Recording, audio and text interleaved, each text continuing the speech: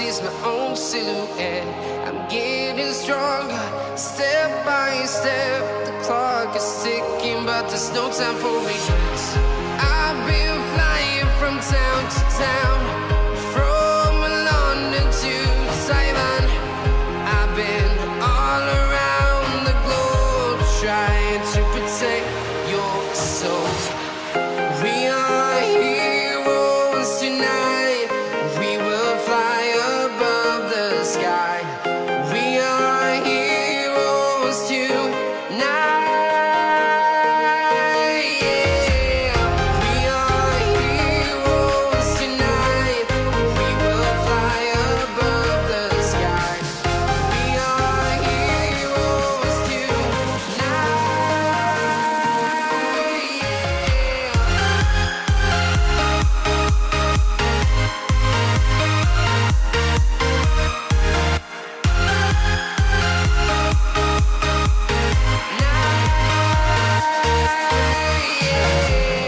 Feel like a dynamite, ready to explode right up in the sky.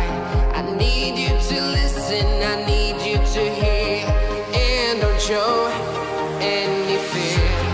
I've been flying from town to town, from London to Taiwan. I've been all around the globe trying to protect your soul. We are heroes tonight. We will fly above the sky. We are heroes tonight. Yeah. We are heroes tonight. We will fly above the sky. We are heroes tonight.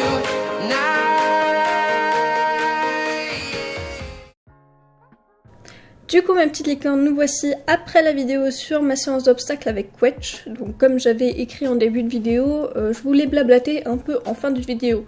Je suis gentille, j'ai mis le blabla à la fin cette fois-ci, comme ça les gens qui en ont rien à cirer de ce que je raconte, bah ils peuvent s'en aller, voilà. Et ceux que ça intéresse, bah du coup ils peuvent écouter ce que j'ai à raconter. Alors je pense que vous avez remarqué pendant la vidéo, mais je talonnais énormément. C'est pas parce que je sais pas donner des aides correctement, c'est juste que ce poney est la réincarnation même d'un fonctionnaire. C'est-à-dire, t'arrêtes de donner des aides, il repasse à l'allure inférieure, voire s'arrête carrément. C'est pas très pratique. En fait, c'est comme si tu pédalais en montée, et que si t'arrêtes de pédaler, bah tu redescendais la descente, voilà. Donner des aides, tu vois, c'est pas juste une petite pression des mollets, c'est vraiment, faut lui rentrer dedans, parce qu'elle est très froide à la jambe. En fait, on peut même plus appeler ça froid à la jambe, c'est le zéro absolu à sa jambe. Genre tu mets une petite pression avec tes mollets, bah le poney il s'en bat les steaks. Du coup bah t'es un peu obligé de lui rentrer dedans si tu veux qu'il avance. Ah oui, j'avais une cravache avec moi, mais même une cravache ça a une efficacité de boost de 5 secondes à peu près. Après elle re-ralentit.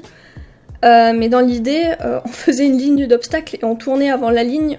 Du coup en fait à l'abord quand je partais au galop je pouvais lui mettre un petit coup derrière la jambe pour qu'elle se bouge les fesses. Mais une fois que je tournais, une fois que j'étais dans la ligne, bah, je pouvais pas trop lâcher les rênes pour la remettre en avant en plein milieu de la ligne. Enfin, je pense que vous comprenez que je me suis plutôt servi de mes jambes dans la ligne que de la cravache. Parce que niveau... Bref, je pense que vous comprenez un peu ma galère. Et du coup, je me démerdais un peu comme je pouvais pour faire avancer Quetch dans la ligne.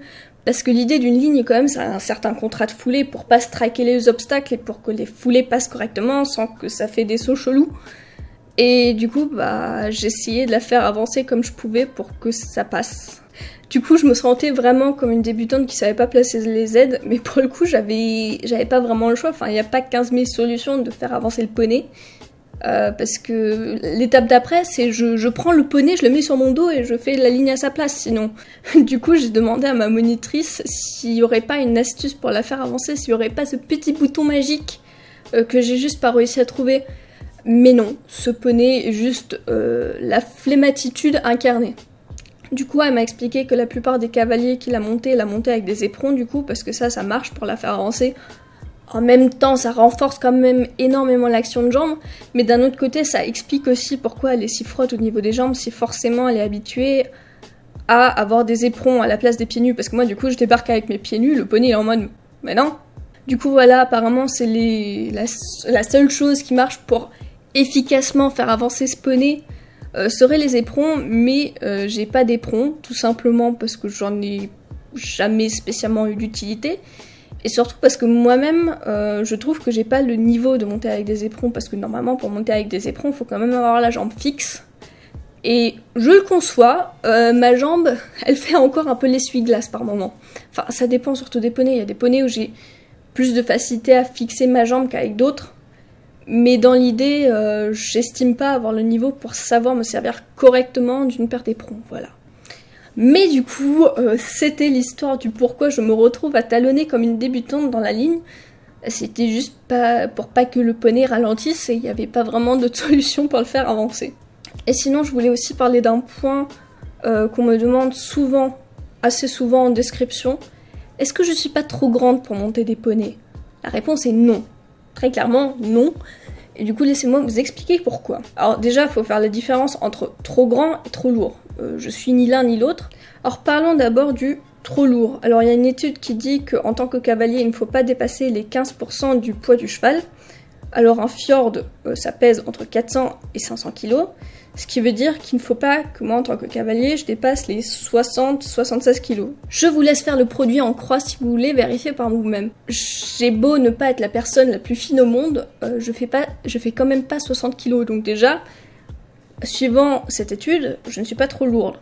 Bon, après, il y a autre chose qui est à prendre en compte, donc la santé générale du cheval, s'il est travaillé dans le bon sens, s'il a un bon dos de base. Mais disons que les fjords que je monte, c'est tous des chevaux en bonne santé. C'est pas comme si je montais un petit canasson tout maigre avec le dos creux, quoi. Là, même si je dépasse pas les 60 kg, peut-être que je me dirais, je suis un peu lourde à porter pour eux.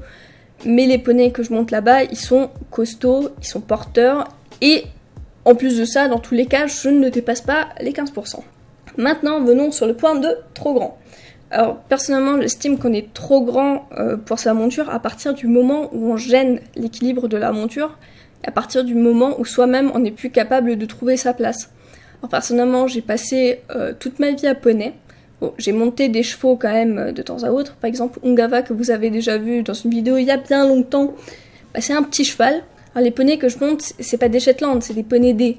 C'est des poneys qui font 1m40, 1m49. Perso, je fais 1m60. Oui, je suis petite. Mais du coup, voilà, c'est pas comme si je montais des poneys où je touche par terre. Voilà, je pense qu'à partir de là, oui, on peut dire que la cavalière est trop grande, mais ça reste quand même des assez grands poneys. Et personnellement, je ne suis pas très grande moi-même. Et d'ailleurs, moi-même, je me sens pas spécialement à l'aise sur les grands chevaux. Sur les petits chevaux, encore ça va, mais sur les grands chevaux, j'arrive pas du tout à trouver ma place. C'est parce que je suis trop habituée aux petits poneys, du coup. Enfin, aux petits poneys, je suis trop habituée aux poneys. Du coup, aux allures de poney, ce qui fait que quand je me retrouve sur un gros cheval, j'ai tendance à être un peu secouée. Et de toute façon, le temps que je monterai là-bas, vous me verrez probablement jamais monter sur un cheval, parce que les chevaux qui sont là-bas, c'est des chevaux un peu compliqués, qu'ils ont surtout pour les cavaliers un peu plus expérimentés, parce que c'est des chevaux qu'ils achètent pour les sortir en compétition, etc. Du coup, je suis plutôt tranquille sur mes petits poneys, le temps d'apprendre à monter correctement un cheval.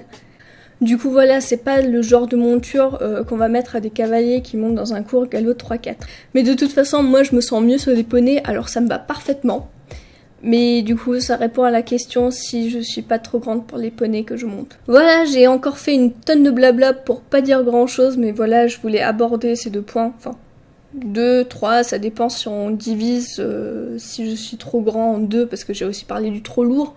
Mais du coup, voilà, je voulais aborder ces deux points, donc par rapport au fait que je talonne beaucoup dans cette vidéo, et par rapport au fait qu'on me demande assez récuremment, ça se dit pas, de manière assez récurrente, si je suis pas trop grande pour encore monter à poney.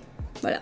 Du coup, ma petite licorne, c'est la fin. Cette fois-ci, c'est la vraie fin de la vidéo. J'ai fini mon blabla. Du coup, j'espère que cette vidéo vous a plu. Si c'est le cas, n'hésitez pas à liker, commenter, voire même vous abonner pour ne rater aucune de mes vidéos. Gros bisous, à de prochaines aventures.